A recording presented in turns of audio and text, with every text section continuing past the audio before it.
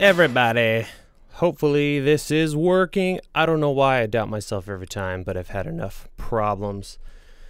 So, are we good? How is everyone doing this evening? We're going to wait for the stream to catch up. Looks like it's a little behind. Thank you. How's it going? Tech Junkie. We got Barton here. Looks like you guys have already been chatting it up. Sully, how's it going? Grant, Gorin. Awesome. Thank you for the intro comment. Hopefully that was somewhat well produced. And yeah, so what I think we'll do today is we're going to jump into the topic that this video is about, which is making a living on YouTube. Some things I've figured out, and I am full-time here on YouTube, but I saw someone earlier did say something interesting, which we'll come back to a little bit later. Long story short, hopefully this will help people out who are getting into YouTube. Those of you who are already established or about to make the jump to full-time or already are full-time should hopefully pick up a couple things here and there. First, I'm toying with the idea of each one of these live streams to do a quick news, see what's going on this week or that week in film and video and YouTube, and then also talk about some upcoming videos really quickly. So let's hop over to Chrome and News Shooter. I'm sure you guys already know them. They are pretty rad for gear, filmmaking, and other related news. The big one, I believe this morning, is the new GH5 firmware. It's finally released. It's late, I believe, but I'm glad it's finally here. I'm really excited to jump in and learn more about this amazing, update. So looking forward to doing. I really want to dive in. I've already started to look into the HGL, HLG, HDR, all that stuff, and looking forward to jumping in there. How's everybody doing? Got lots more people in. Awesome. Next little thing. Interesting adapter that just recently came out from Photodiox, the Pro Pronto. So essentially it'll take any manual lens and turn it into an autofocus lens. My guess is it'll be crazy slow, but it'll be better than nothing. And if you have some old lenses and need that capabilities, it has like a motor and automatically adjusts the distance of the lens. So that's kind of interesting.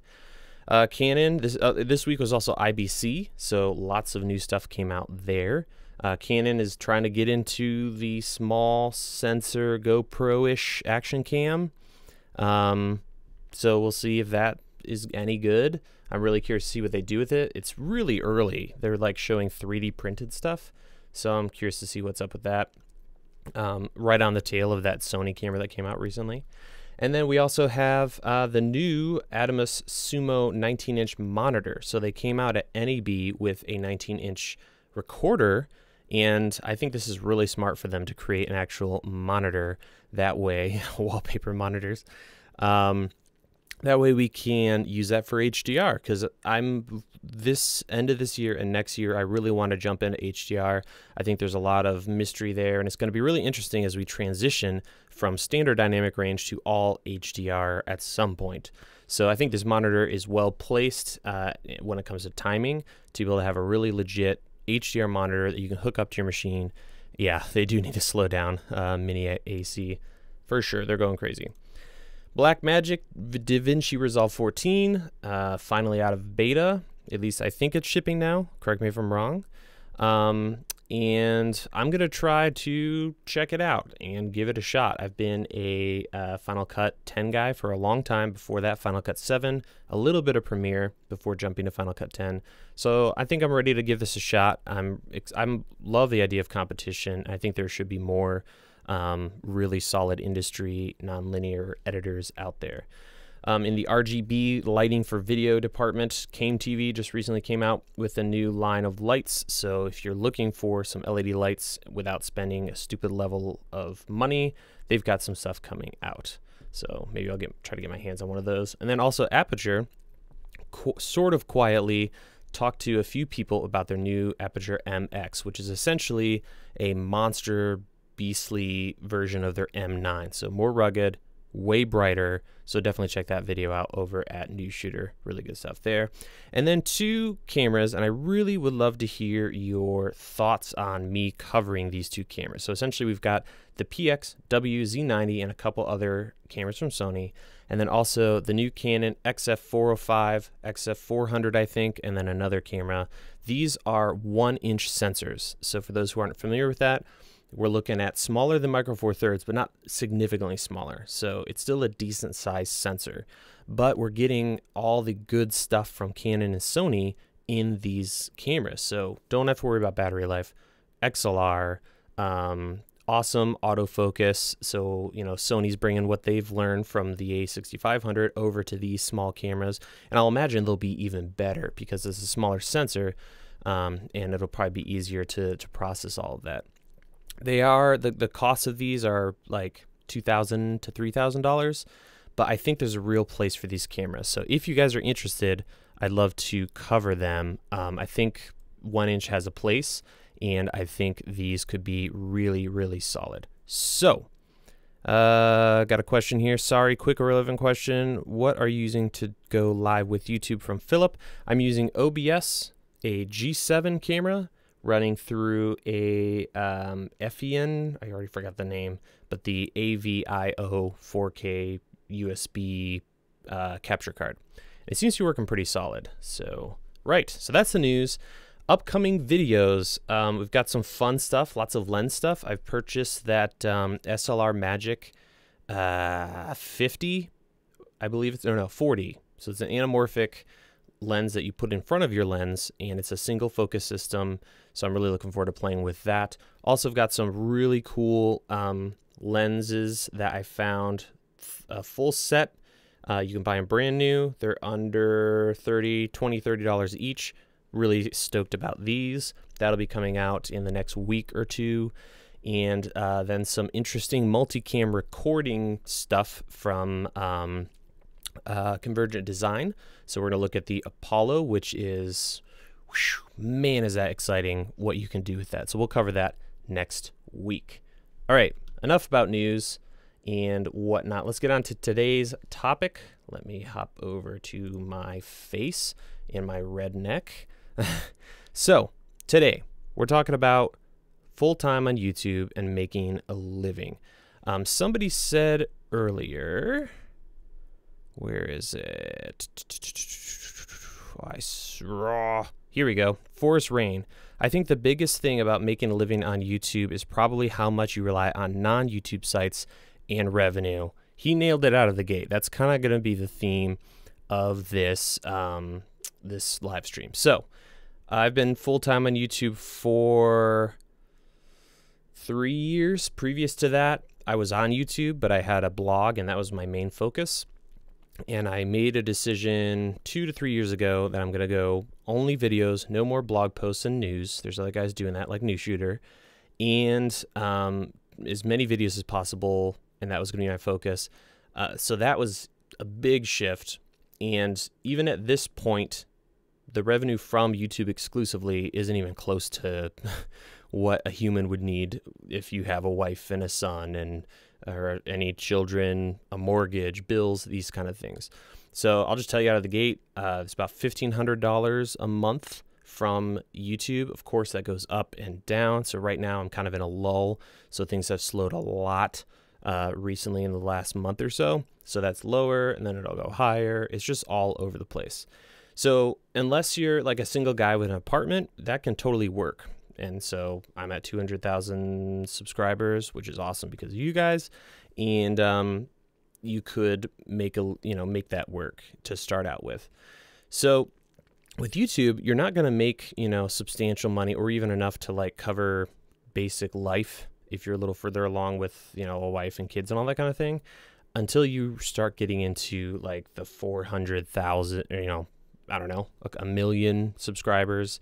And so that's something to consider, and that's where everything else comes into play. So we're going to walk through a couple different ways to fill in that gap between YouTube AdSense, especially if you do somewhat sketchy content. So the whole adpocalypse thing is a real issue for a lot of channels.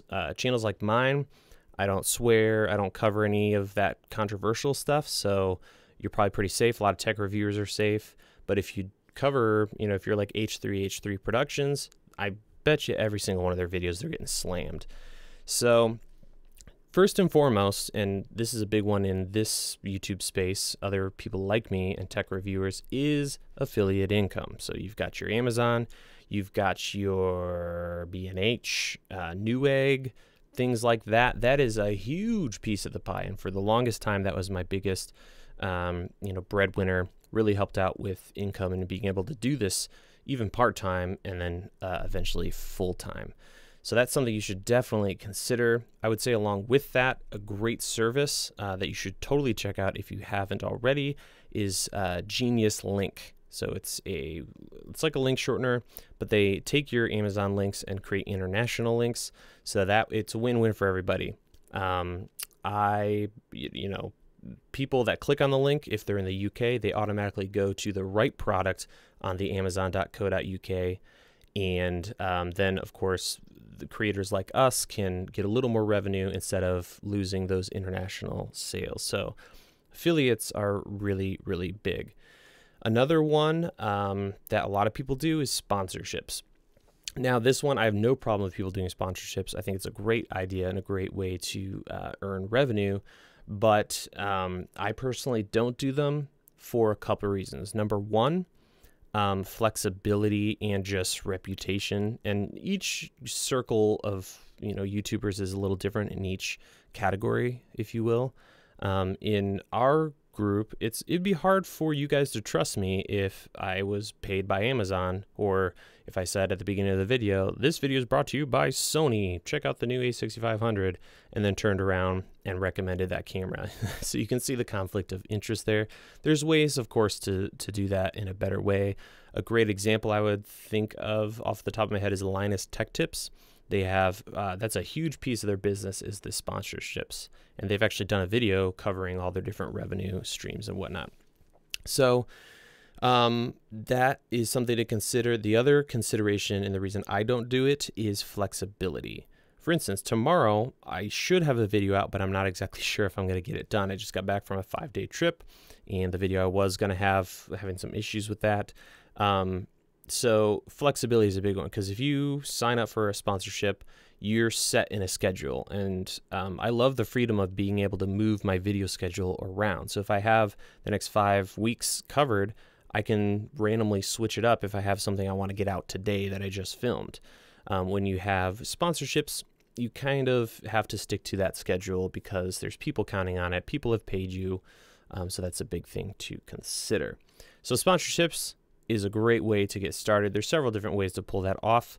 A lot of people, do it right at the beginning or at the end or both or a mid-roll, or I would definitely avoid paid reviews. That just doesn't make sense. I don't know why people would ever do that, to essentially be paid to review something. So anyway, that's sponsorships. And then another one, which has been huge for DSLR video shooter in this business, has been selling a product. Mine are digital. I don't sell any physical goods, but training. And you can almost in any category do this. So the idea is you build up an audience. Those people are coming for free content. I'm never going to stop creating free videos because that's like a big passion for me. But on this, after you've built up that audience, you now have a group of people who, and it's not about, building an audience exclusively so you can sell them something. The reason I started doing my camera guides, which you can check out at academy.dslrvideoshooter.com, is that there are people who want more. So I might do a camera review and a couple of their videos about the GH5 or something like that, but there will always be people who just want more information. Have you ever watched a video and you wish it was a little longer because you just want to learn more about it and get more details? So that's where having some kind of digital training is huge. You can offer that to people who want to dive a little deeper, and then you're essentially covering your time and the work that goes into it, because it does take a lot of work. So over at the Academy, I can't remember, I think it's 6 to 8 guides are available right now. And the beauty with those is it's a passive thing, right? Passive income, just like the affiliate, but kind of on a larger scale. So I do a ton of work, research, filming, editing, producing this product or this training series. Then I put it on the site, and those hours that go into that are only one time. If you're shooting, as an example, weddings, if you're a wedding filmmaker, you're having to film, edit, repeat. You get that big, fat, juicy check, but you know that all that work is never going to work more for you, if that makes any sense. So by selling these training, it helps fund future training. It helps keep the business growing so that we don't go under and that I can keep making videos. And it's just a great, and you can, you know, scale that as large as you'd like. Someday I'd love to be banging out a ton of these guides, or do a bunch of, you know, free ones instead of having to charge for them. It's just because they take a ton of time. But pick a category. I'm trying to think of, like, tech reviewers could do in-depth hardcore tutorials. Makeup, that's a huge category right now on YouTube. A lot of those guys and gals could turn around and have a tutorial series covering makeup things. I don't know exactly what that would be, but I'm sure they could immediately start thinking of idea. Gardeners, DIY, really anything. So sky's the limit, right? You can really scale that up to any other level. Patreon is another one. I'd love to hear your thought. I thought I saw Craig. Craig, are you on Patreon? Craig Adams? Or is anyone else on Patreon? I've considered doing Patreon. The reason I haven't, I've been hesitant, is that if I do that, I would be owing people something, which isn't a bad thing. But I do enjoy the freedom of being able to, you know, oh, shoot, I've got a bunch of Patreon things I have to do this week and every single week. Not seeing any love here. I don't know if... Yeah, so Patreon, that could be one. I know a lot of people do that. I follow a lot of guys in the DIY maker space, and they really do enjoy, you know, the whole Patreon thing. So that could be a way to pull that off too. And it might be a good way to start out on, but the amount of income might not be quite the same. So those are a couple things, a couple of tips for actually doing that. So we just covered kind of the income, the revenue side of things. A couple of things that made a huge difference for me was, number one, treat YouTube as your primary platform, or your primary, I don't even know, your source of content. So at one point I had the blog, Vimeo, YouTube, and an iTunes video podcast, and then an iTunes audio podcast. And when you do that, you're diluting the community. So you might have a couple people who just are there on iTunes listening to the podcast. You might have a few people over at Vimeo, but picking your primary platform, if you will, I hate using that word. It feels so slimy, but it's a good word to use, I suppose. Picking your primary one really lets you focus and bring your community to one place that you can dedicate your time to. Because over time, you might be able to start out just fine at the beginning with, you know, being able to cover all this different stuff. But over time, it's going to be impossible to really be in each space on each platform and fully commit to it. So I used to put my videos on YouTube, and I would just put in the description all the information and links, go to my website. And the main force was trying to get everyone over to the website. Which, if you're running a super successful blog, that might still, you know, make sense. But YouTube was very slow growth at that point. I made a decision to kind of stick to YouTube. I do videos. That's my passion, is making videos and helping people make videos. So YouTube made a lot of sense. And there's so many people out there now. So, I don't know, 2 years ago, maybe longer, maybe more recent, I made the switch to, it was all about YouTube.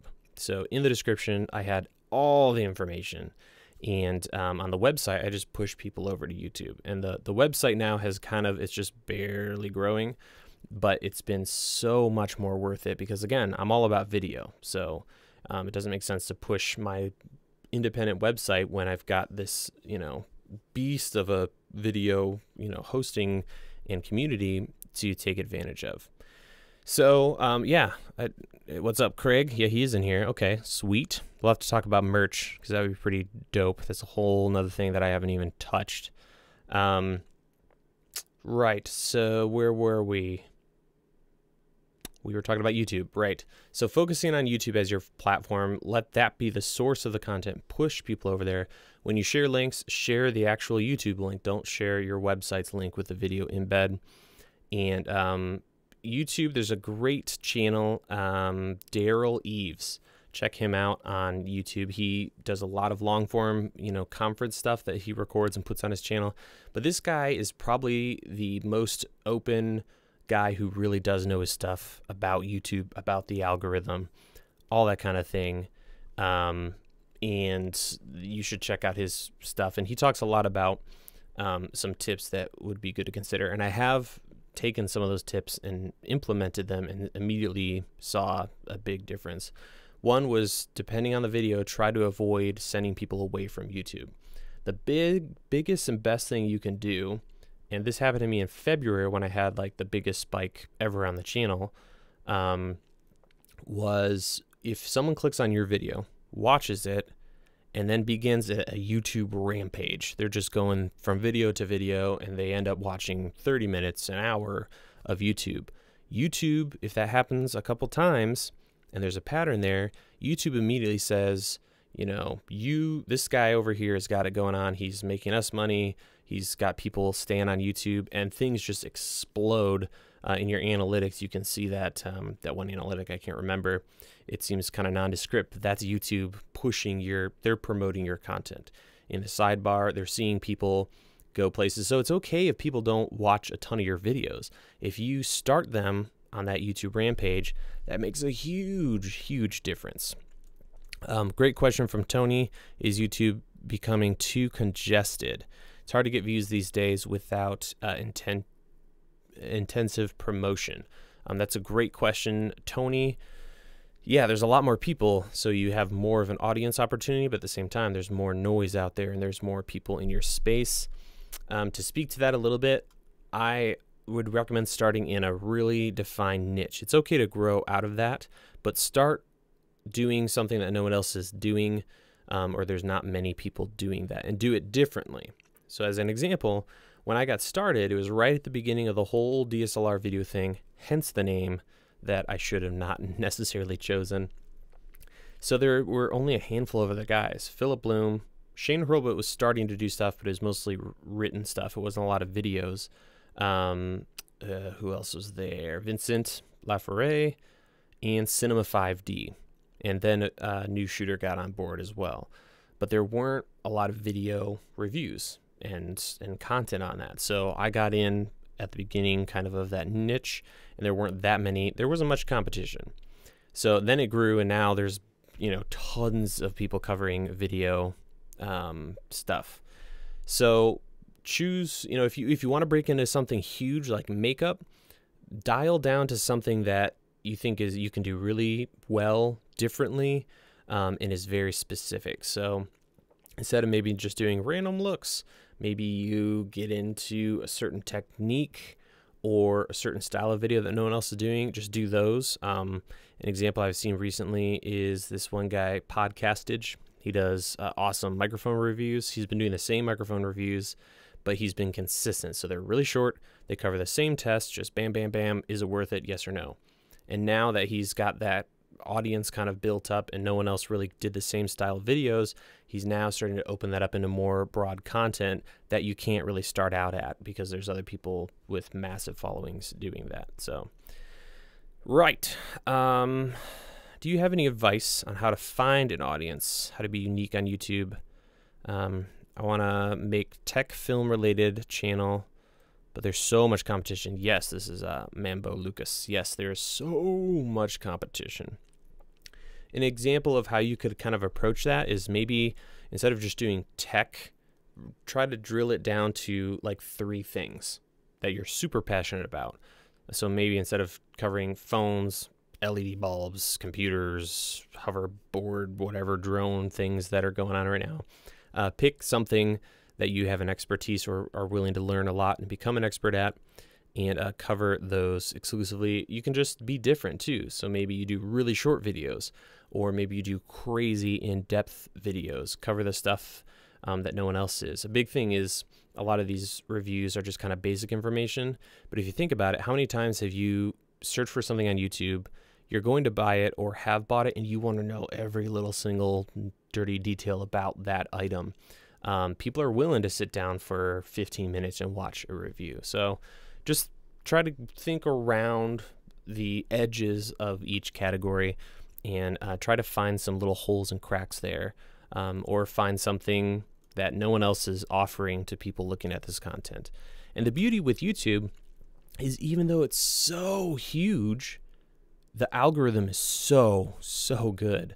So if you start really getting into a new hobby and you're watching those videos, that the stuff related to it's going to come up. So there's enough people, and the algorithm is good enough to where if you're offering content that people want or are looking for, they will find you. And then it's just, you know, you're in the system, you start that ball rolling, and then you always have those wild cards of, you know, where people, their videos just explode. So how do you get more people to subscribe per thousands of views from Hoop? I'm not sure, and it's interesting. I don't really ask people to subscribe. I probably should. But I think it's just a random thing. I think a big thing is making high quality content and being consistent. I can't tell you how many people have sent me an email or on Twitter or something said, you just keep showing up. So I ended up subscribing. So how often we do watch when we're like, oh, that was really good, but we forget to subscribe. And then we keep seeing that creator's stuff. And then eventually we're like, I should just subscribe because this guy's got, or this gal has great content. So consistent high quality content. Once you get involved in that niche a little more, there's a lot of guys on YouTube that I show up on the sidebar in their videos, and they show up in my sidebar of my videos, and you just kind of get that the algorithm starts doing its thing. The biggest thing is you just got to be consistent, and I sucked at that early on. I was all over the place. I do one a week for 2 months, and then nothing for a month, and then 2 videos, and then no videos. It was all over the place. So even if you're only doing 2 videos a month, you gotta stick with it. And YouTube will see that. Other people see that all the time. I'm like, wow, this is really good. I go to the channel, and then I'm like, oh, he hasn't uploaded in a year, and then I don't subscribe. Okay, let's see. This is good. There's a lot of questions here. I need to catch up here. So you guys are doing solid stuff here. Caleb, do you only make YouTube videos, or do you make videos for clients and stuff for money? From Alexander, I only do YouTube now. So if there's an opportunity that is impossible to pass up, I'll take it. For a while, I was doing 1 or 2 big gigs a year because they either paid really well, or I would like the people, or it was just an interesting project. But for the most part, I focus on YouTube. I would be, you know, open to taking like certain projects pro bono if it gives me some great subject material to film. I should be doing much more of that, but YouTube has been my priority. And whenever I was doing a lot, the redneck is back. Yes, it is, Luke. I don't know what it is. When I talk public speaking, I think it's warm in here. I should probably turn the AC on or higher, but I get redneck. But yes, that's primarily YouTube. And when I was doing freelance work, it just always bled in to took over, you know, like, oh, this would be a quick little gig, and then next thing you know, you haven't uploaded in several weeks. All right. Yes, Forrest says DSLR Guide has some excellent greater meaning videos that touch on subjects far greater than gear, lighting, and filmmaking in general. And that's the beauty, is he has a niche there. So that's a perfect example. There's a lot of guys talking about gear, myself included, and he's skirting around that and focusing on story and kind of like almost like filmmaker philosophy and counseling or something like that. And there's really no one else doing that. So that's awesome. Your stream looks good. Can I ask what upload speed? I'm at the 720 default on YouTube, and that seems to be doing well. I might bump it up to 1080 here. whoa. Okay, here we go. Have I tried the GH5 firmware update? No, but I definitely need to do that. What do I think of Peter McKinnon? His channel has blown up. Yeah, wow.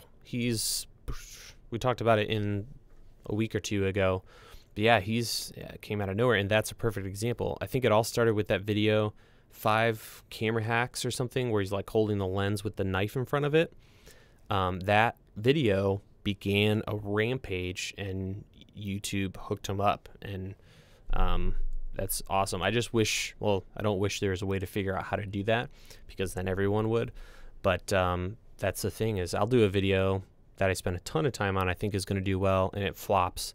And then I'll do a video that I slapped together and just got it out of the way, and then that goes crazy. All right.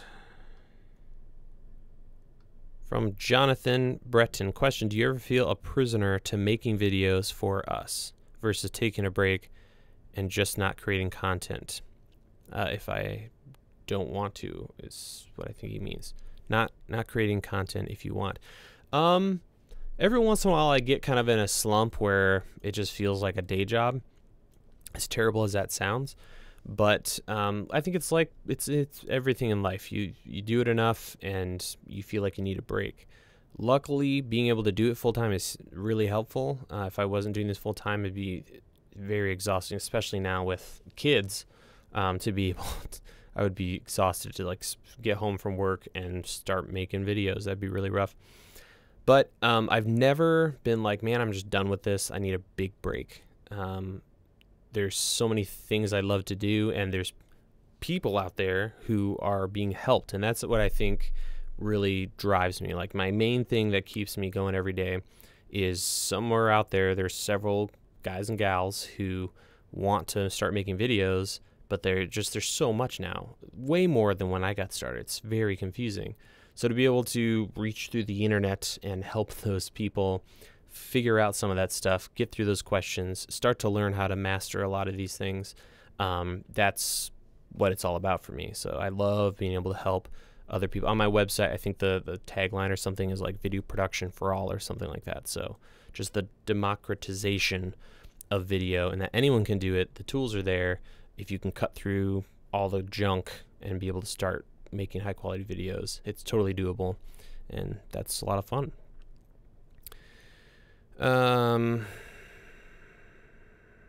Right on. Let's see. Yep, you'll be able to watch the stream later.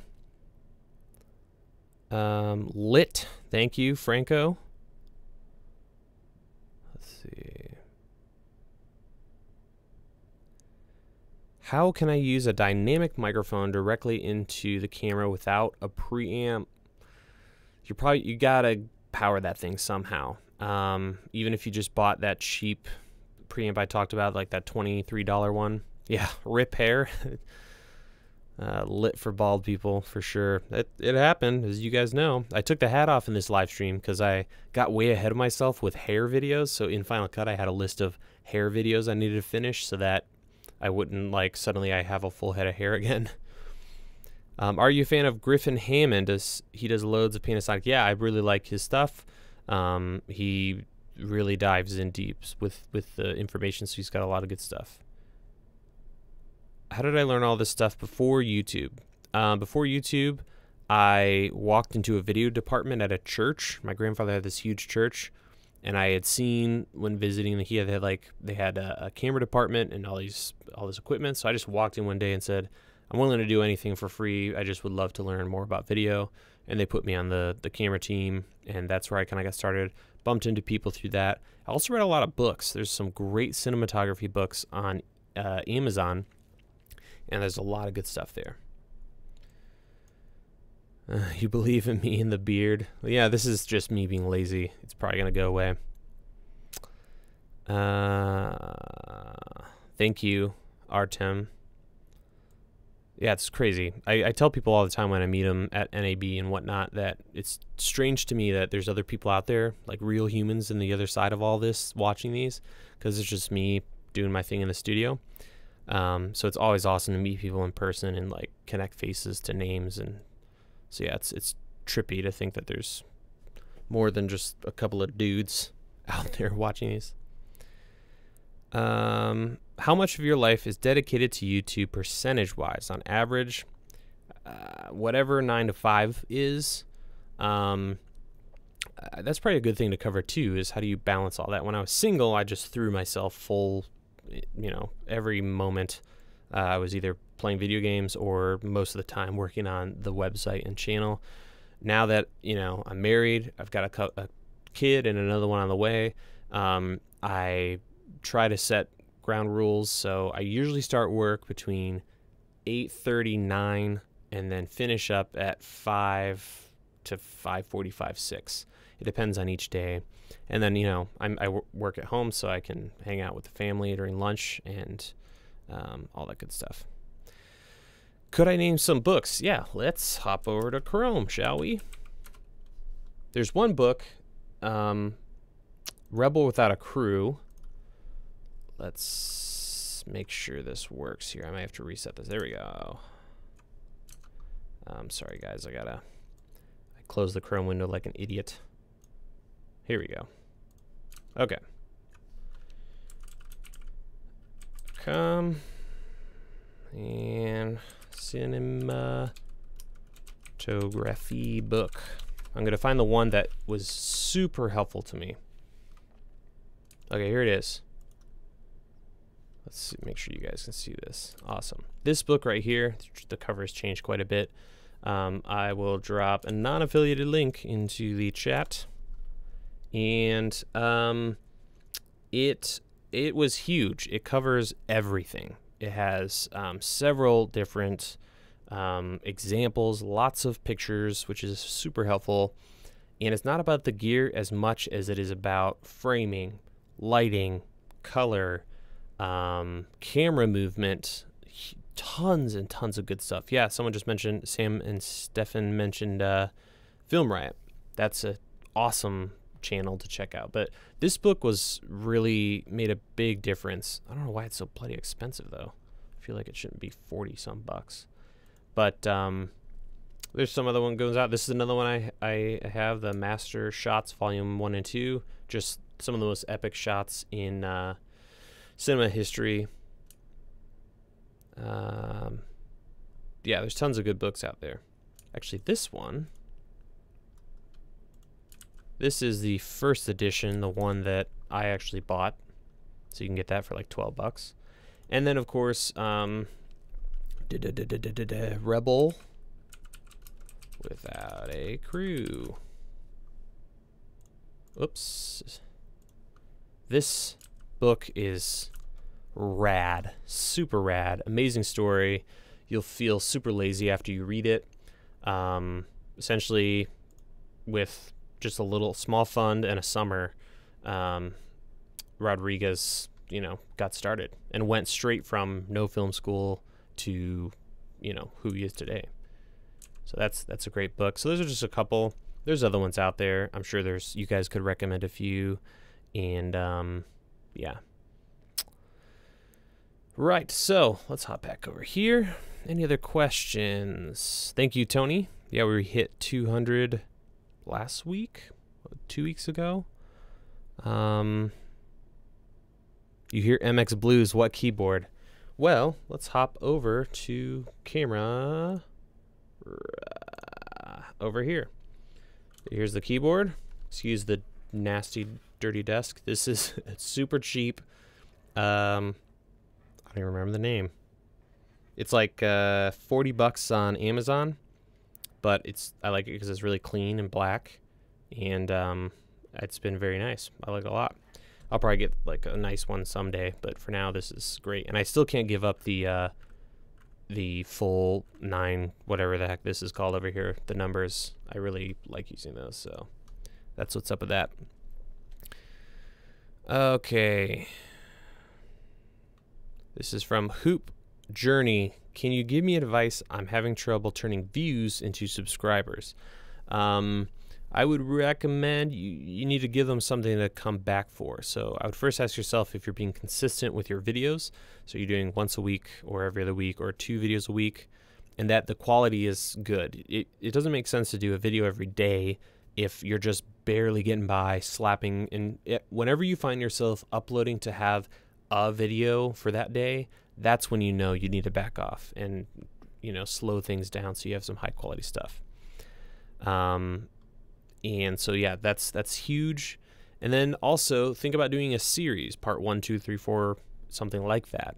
So maybe you, I don't know what space you're in necessarily, but if you're a DIY person, maybe you do a series on woodworking or electronics or something like that. If you're into gaming, do a multi-part series on how to beat a certain game or tips and tricks and things like that. So start doing some kind of episodic series, and then just ask people maybe at the end of the video.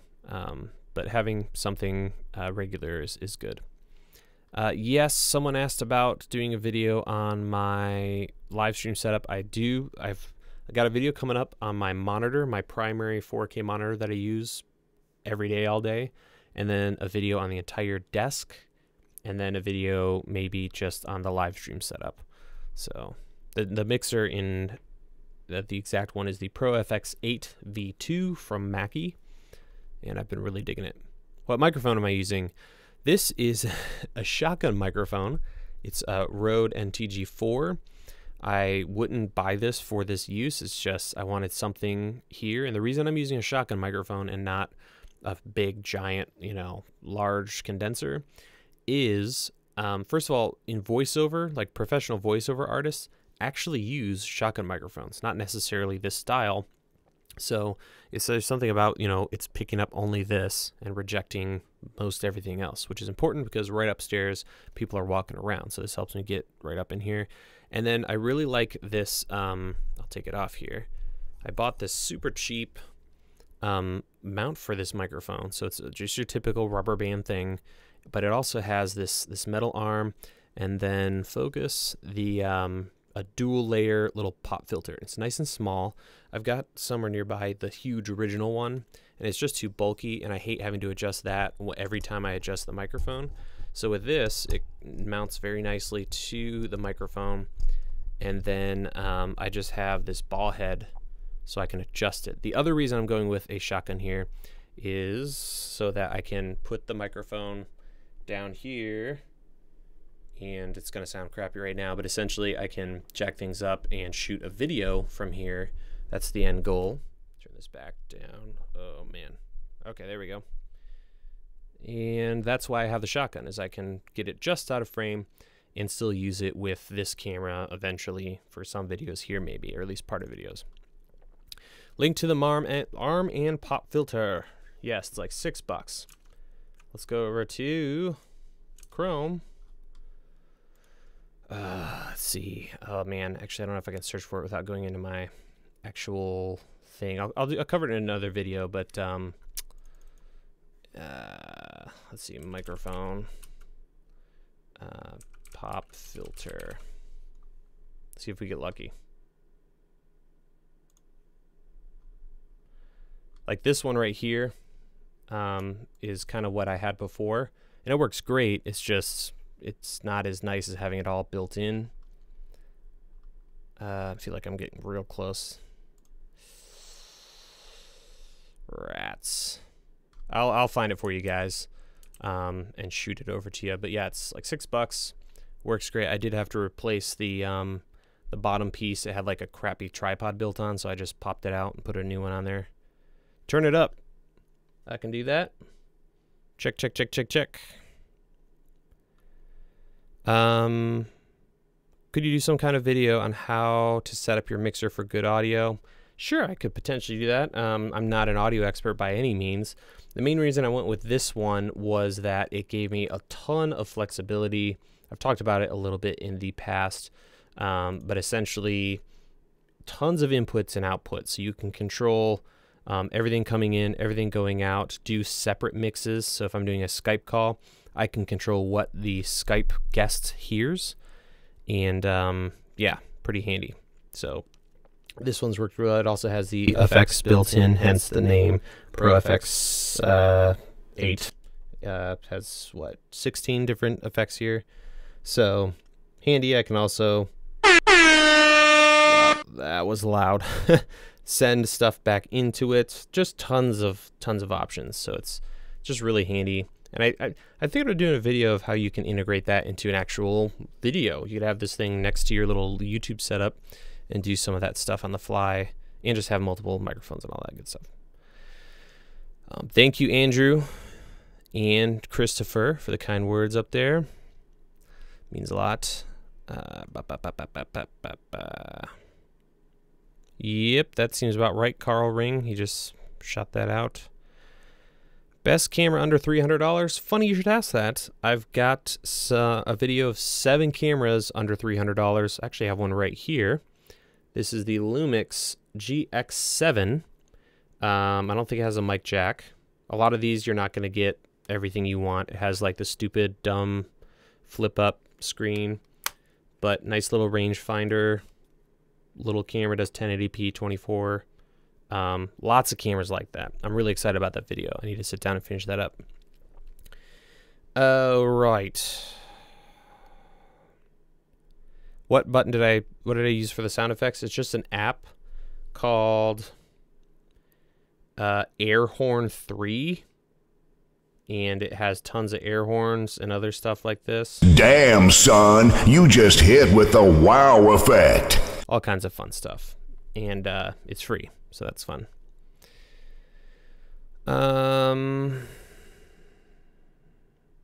Yes, from Vaping Biker, I do prefer physical buttons and switches over software. It's just so much easier to tap you can see, you know, the layout. It starts from left or right, and it's, you know, got each individual channel that you can play with. Yes, Tony, that's the one. The mixer. Best English accent go.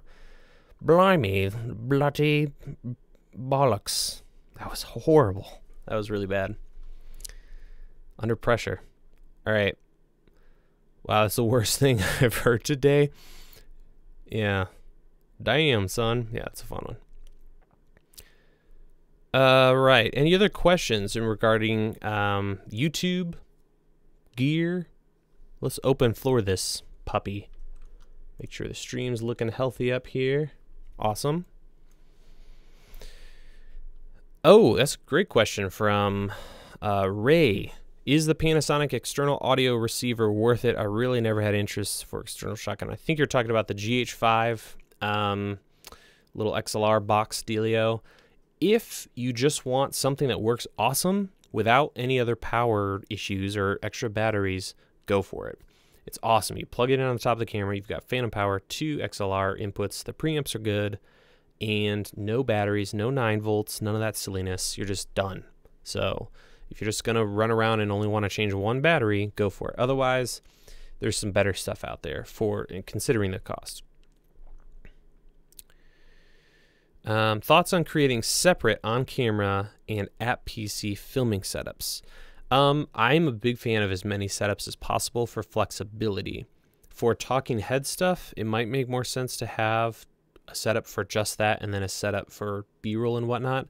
So I'm going to experiment with this. I don't think I need to get the frame rates figured out. I think they're a little funky, but we'll see. But I don't think that's a bad idea at all, especially if you have a hard time getting videos done. And here's another thing to think about. You could do all your talking head stuff like this. You know, hey guys, this is Caleb with DSR Video Shooter. Today we're going to talk about blah, blah, blah, blah. And then shoot all your B-roll somewhere else, because you could bang out so many videos, but don't turn it into just talking head all the time. Actually shoot some nice product shots of things. But this could be a really quick way to get some videos done without having to like tear down your living room and reset every time you want to do a video, or your bedroom or whatever. Yes, I'm in the Chicagoland area. I couldn't really help you with writing episodes for like TV shows. That's way beyond me. How many subs am I going for from Tony? I'd be thrilled with 1 million. I don't think I could ever get more than that. I mean, I kind of consider Film Riot the like top dog in our space, right? And they recently hit 1 million. Do I have keyboard optimization for my videos? I don't know if you're talking about like editing or the live stuff here. but I don't have too much. I just kind of learned whatever Final Cut has. I have a couple small tweaks, but opinion on green screen, it's stupid and it's dumb unless you have a huge budget like a lot of those films do. If you're a gamer and you just want your little head in the corner, that's fine. I just feel like there's so much work that goes into keying the right way. And let's be honest, unless you have a big budget or you're really good, we can see it. We can all see it. It just doesn't look great. I'd much prefer someone just have a gray background or a white background, spend just a little bit on lighting, and you're done. But, that's just my opinion. It's amazing how you fit DSLR video shooter into one syllable. When you say it or type it as many times as I have, it becomes pretty regular thing. Do I ever hit creative dry spell? Yes. Yes, I do. And Christopher, I should read the whole thing. Creative dry spell, what do you do when you have to put videos out for your channel? What I try to do is when I'm super excited, just balls to the walls, shoot a ton of videos. There's definitely times where all I want to do is sit here and be lazy and like check Twitter and research videos.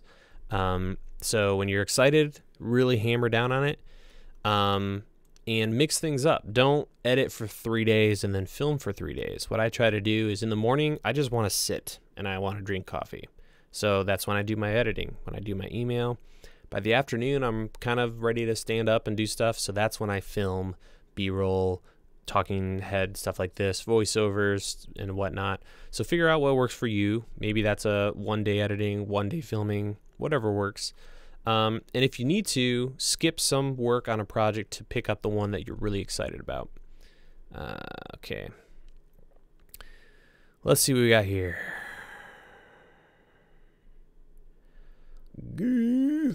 Let's see. Trying to find a question. It keeps moving.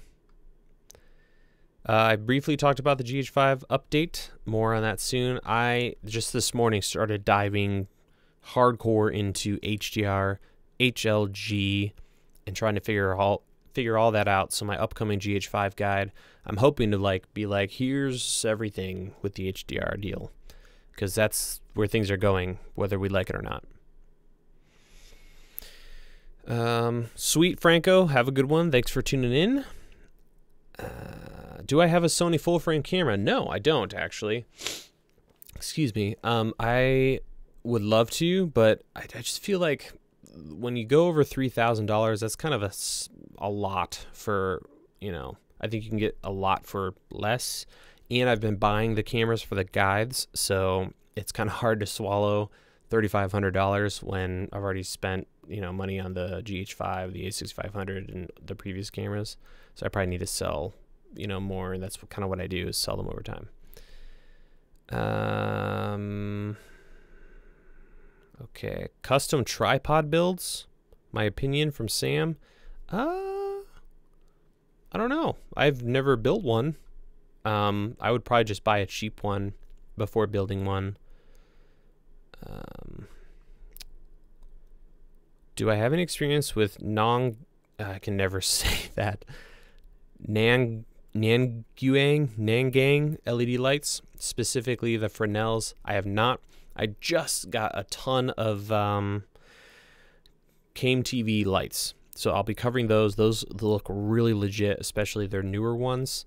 And then I also have the Aperture Aperture Mini 20Ds in, and those are great. Both of those are fantastic Fresnels on the budget, but I've heard great things about them. So, all right. How can you continually find topics for videos?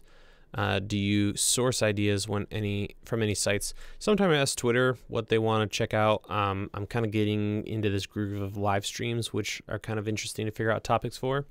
For other videos, they just come in droves, and I'll throw them in Evernote, and then I'll go through Evernote and find ones that I think now are stupid and delete them and keep adding that. But there's always something to figure out. Like, I want to do a video on how much light do you actually need for your key light.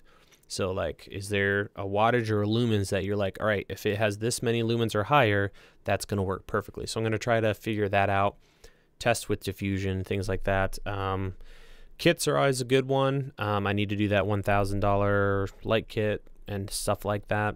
Cameras, I need to do more camera reviews, just they take so much time. Yada, yada, yada. Should I avoid Chinese emails when they want me to review products? No, you should be fine. Just do your, don't click on any links that you get from them. Hover over it and see where it's about to send you. But there's a lot of great partnerships that I've had through that, and it's just a language barrier. So same thing if I try to translate English into Chinese and send them an email. So there's a lot of good Chinese companies that make really good stuff. Obviously, Aperture makes great stuff. KMTV, there's several other ones out there. But just, double check them out, and go from there. Thoughts on the Panasonic EVA from... yeah, so that camera looks really great. If I have more time, I'd love to do more information on those, actually review them, but it looks like a really solid camera. I'm excited to hear what people think about it.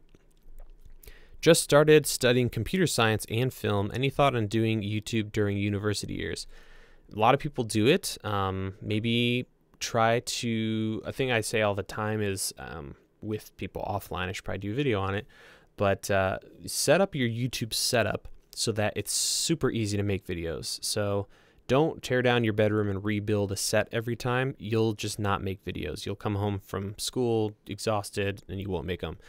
Set up with a nice webcam or a camera just above your screen with a light, something that's really easy. You just turn a couple switches and start recording, and then I would go for it. Depends on, your school load and all that. You might have to, try to backlog some videos. But yeah, I would say go for it. Am I trying to be like Marquise Brownlee or Casey Neistat with subs? Is it possible doing a video channel? I'm not trying to be like them. I mean, both those guys they cover such a broad, spectrum of content, and I don't do the vlogging thing, and I also don't like jump out of helicopters or things like that. And the tech review space is huge right now. I love, what Marquise is doing. I'm a huge fan of him. But I'm not going to try to be like them. Is it possible doing a video channel is the second part of the question. Like theirs? Depends. I mean, both those guys worked really, really hard, and YouTube was different when they got started. So I usually don't worry about that. I'd say if you love what you do or you love a topic and you want to share that information with people and that passion with people, just jump in. The people who try to do it as a business or try to see if it makes sense probably don't make it, or they're no longer on YouTube. The people that are super passionate and stick it out when all the views disappear, those are the people who will be around 5-10 years from now, if YouTube's still around. We'll cover gear that I'm using. Andrew asked about gear we're using for the live streams. We'll cover that more. Or no, I'm sorry, that was someone else. All right, guys, I'm gonna try to bang out a couple more, and then we'll call it quits. Partnership with B&H and other dealers. From Tony, yeah, B&H, you have to have a certain level of traffic to your website. I don't know how they handle YouTube, but that's a great way to go. They're an awesome company, and they'll help you out with reviews and whatnot. So they're really, really awesome. Writing YouTube episodes. What's my process? From I am Aaron. Aaron Edwards. It depends. Each one's different. Sometimes I just let's do that, and I just sit down and start filming. Other ones are very technical, so I write an outline and have all the specifics down. Other ones I mainly want to show and not tell as much. So they're all a little different. But usually what I do is I slap the title of the idea in Evernote, in a note. Then I come back to it. I flush it out a little bit, see if it's worth doing. Oh my goodness, excuse me. And then kind of go from there. Flush it out more, start filming. Most of the time I don't do a big script though, and I just kind of get the basic outline and jump in.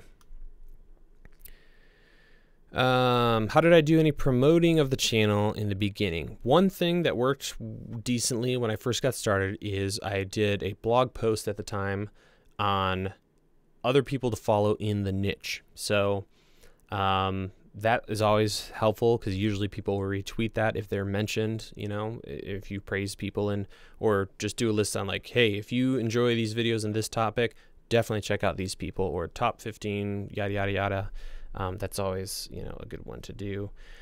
Otherwise, I didn't really promote it too much. I just tried to make really good content and stuff that was searchable, and was a little tactical with that approach at the beginning, but I wasn't like, everyone check this out, which I'm not saying that's what you're trying to do. And we got a donation from Spyros. I probably just destroyed that name. I'm so sorry. $5. He says, hey, Caleb, just wanted to say, hey, this has been a perfect podcast to listen to as I work on my video for next week. Thank you, sir. That is much appreciated. I appreciate the donation and glad to have you aboard. Okay, couple more. We're a little over here, but it's been fun and I'm enjoying it. So we're going to do a couple more. What gear are you using for your live stream? Coming up in a future video. Caleb, is it a bad idea to put out content covering 2 different topics? So 2 very different things. On another podcast somewhere, somebody said something that really stuck out to me, and it was similar to this. Do you make content just about one topic, or do you do whatever you want? If you do whatever you want, people who want to see that will find you. It's a lot easier to stick with one topic. Maybe there's a relationship between those topics. If you're only going to do one, definitely pick the one that you can't stop thinking about. All of us have that thing that we're just like, oh man, I love researching turntables and speakers, and that's just all. I can't think about anything else. I think about that when I'm in the shower. I think about that when I'm driving home. That's what you should be doing your YouTube channel on. Any experience shooting anamorphic? I have 0 experience. I bought that one of the $500 like SLR Magic thing, so I'm looking forward to playing with that. And I'm going to rent a 2X something for the GH5 guide that I have coming up, so I can cover that. But yeah, I'm just going to jump in because I've never done it before, so we'll see. Do you always pre-plan B-roll? It's really tough to know when enough is enough. Yeah, so what I'll do is I'll shoot this type of stuff, the talking head, and then I'll edit that most of the time, or have my assistant editor do that. And then I'll go through and take notes about specific things I need to film. And then I just kind of wing it. I usually have a little extra, but that doesn't hurt. It's always better to have more than not enough. And I don't spend too much time on it. But yeah, I think doing the informational part of the video first is great. Thanks, Jack. Thank you for the thank you. That means a lot. Glad you're enjoying the videos. Hey, Can a Rebel T1i worth using for film from Elijah? Maybe. I think there's a lot of great older Sony cameras that would be worth checking out. If you're on a budget, there's some great stuff there, and I have a video coming out on that before too long. What's the last thing you bought that wowed you? That is a great question, Karen. Last thing that wowed me. I don't want to do some lame answer like the GH5. Probably a lens I'm going to be talking about soon that's pretty affordable and just boatloads of fun. Actually, it's a lens and a budget camera that I just can't stop filming with, even though it's not 4K. So we'll get to that a little bit later, but it's from Samsung, and it's sweet. Otherwise, the Aperture, the Aperture Mini 20D those little lights are really kicking. So I'm a big fan of those. And we got another big donation from Oscar. Keep up the great work. Thank you, sir. That means a lot. I think that's Oscar. Yeah. Awesome. Thank you for that donation. That means a lot. Okay. So, before we wrap up, what do you guys want to see next week? I've got a small list here. Maybe I'll just pull them up and you guys just shout out. Let me know if anything speaks to you. Pull that up. It's in Evernote. Live streams. How much should you invest in gear? That's one topic I was considering doing. So percentage-wise, when should you drop a ton of cash for a lens versus a light or something? When to upgrade your gear versus hanging on to it. gear I want to see invented. So there's lots of stuff that I just don't know why people aren't making. Maybe shopping for Hackintosh parts, so we could like build a Hackintosh or get the parts together and cover that. A lighting tutorial, that could be possible. I'm working on kind of a mobile camera that I can carry around and it'll hook into the live stream setup. Final Cut 10 media management. Cool. Studio tour, live studio tour and Q&A. And we already did the RAID and hard drives, and maybe talk about film school, although that might be a shorter episode. Yeah, so it looks like people are interested in lighting. So maybe we'll set some up and do some lighting. That'd be fun. All right, guys, thank you for tuning in. Awesome to have you. Really good stream on your guys' end. It was really great to interact with you guys and hang out and have some good questions. So I enjoyed that. Less gear talk and more YouTube content creation. That was a lot of fun. So let's do more of that in the future. And until then, you can check out hopefully another video tomorrow. Otherwise, next week we'll be covering that. Otherwise, thank you guys so much. See you later. Have a great evening, and I'll see you in the next videos.